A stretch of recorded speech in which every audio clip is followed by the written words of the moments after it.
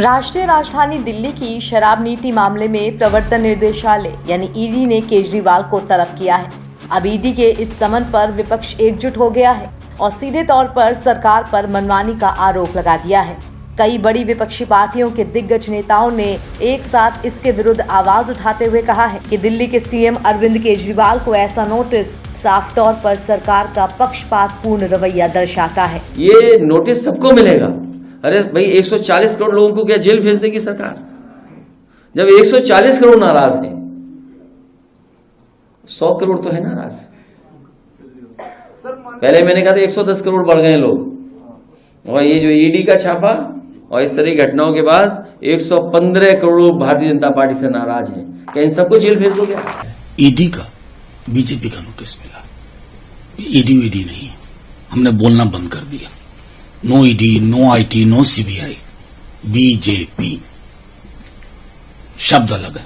ED अभी चुनाव का भी मौसम है, उन राज्यों में भी अति सक्रिय क्रियाशील हो चुकी है ये, और जाहिर है अरविंद जी को भी अब बुलाया जा रहा। तो सीधे तौर पे अब विपक्ष के नेताओं को भी ये हमने तय कर लिया कि हम सिर्फ बीजेपी से नहीं लड़ रहे, हम इन संस्थाओं से भी लड़ रहे हैं जिन्होंने अपने चरित्र हनन का खुद से विटनेस बनना स्वीकार किया। ये सभी जो उनके विरोधी है, उनके नेताओं के ऊपर मनी लॉन्ड्रिंग या और चार्जेस डालेंगे चुनाव से पहले और बंद कर देंगे।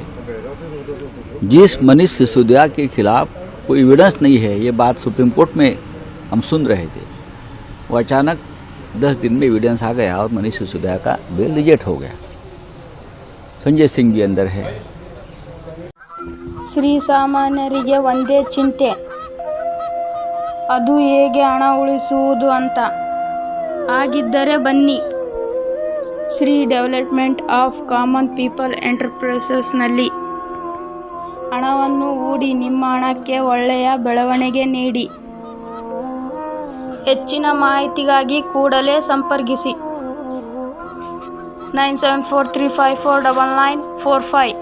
हम लोग भी बेल पर छूटे हैं। अभी पश्चिम बंगाल के एक मंत्री को भी 2 दिन पहले अरेस्ट कर लिया है। देखिए, ये चाहे आप हो, चाहे तृणमूल हो, चाहे शिवसेना हो, चाहे एनसीपी हो, आरजेडी हो, इंडिया गठबंधन के सभी प्रमुख लोगों को इस प्रकार से झूठे मुकदमे, झूठे एफआईआर, फिर सीबीआई, फिर ईडी करके ये सबको पॉलिटिकली खत्म करने का काम ईडी को दिया है, सीबीआई को दिया है। यह हमारे देश में चल रहा है। क्या केजरीवाल को समझ आता है? लेकिन आपके सरकार में, भारतीय जनता पार्टी में क्या सब दूध के धुले हुए हैं? महाराष्ट्र के लगभग 12 ऐसे सांसद हैं और विधायक है जिनके ऊपर ईडी का ऑलरेडी समन्स और वारंट है अरेस्ट का, वो अब सरकार में शामिल हो गए। फिर अजीत पवार हो, हसन मुश्रीफ हो, भावना गवड़ी हो, प्रताप सरनाइक हो, ये सब तो सरकार में आपने शामिल कर दिया क्योंकि आपके पार्टी में आ गए। अगर केजरीवाल आपके पार्टी में आ गए तो हरिश्चंद्र बन जाएगा सत्यवादी। Targeting now Arvind Kejriwal, and as the elections get nearer, the Lok Sabha elections get nearer, they'll be targeting more people. I'm afraid they will at some stage target Raghav Chadha also. Then they've targeted Shibu Soren through the Lokpal. They are targeting Hemant. They have targeted all the about 30-40 officers in Chhattisgarh of the Congress party. You know what they've done in Maharashtra. And when the Prime Minister publicly said that the suspects will be dealt with, those ಶ್ರೀಸಾಮಾನ್ಯರಿಗೆ ಒಂದೇ ಚಿಂತೆ, ಅದು ಹೇಗೆ ಹಣ ಉಳಿಸುವುದು ಅಂತ. ಆಗಿದ್ದರೆ ಬನ್ನಿ, Shri development of common people ಎಂಟರ್ಪ್ರೈಸಸ್ನಲ್ಲಿ ಹಣವನ್ನು ಹೂಡಿ ನಿಮ್ಮ ಹಣಕ್ಕೆ ಒಳ್ಳೆಯ ಬೆಳವಣಿಗೆ ನೀಡಿ. ಹೆಚ್ಚಿನ ಮಾಹಿತಿಗಾಗಿ ಕೂಡಲೇ ಸಂಪರ್ಕಿಸಿ 9743549945। dealt with those very suspects are now ministers. They broke up the NCP. You know how they bought over or they persuaded by means that I don't know, perhaps others know, as to how Eknath Shinde became Chief Minister, how they are targeting Madhya Pradesh, our leaders in Madhya Pradesh.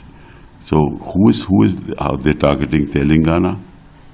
You know that they're targeting Telangana. In Andhra, Naidu is in jail. So where is this going to? Where is this going to? In Bengal, in West Bengal, they've been targeting the ministers there. Abhishek Banerjee has been troubled. Where is this leading to? And why are courts not waking up to the utter blatant misuse of PMLA?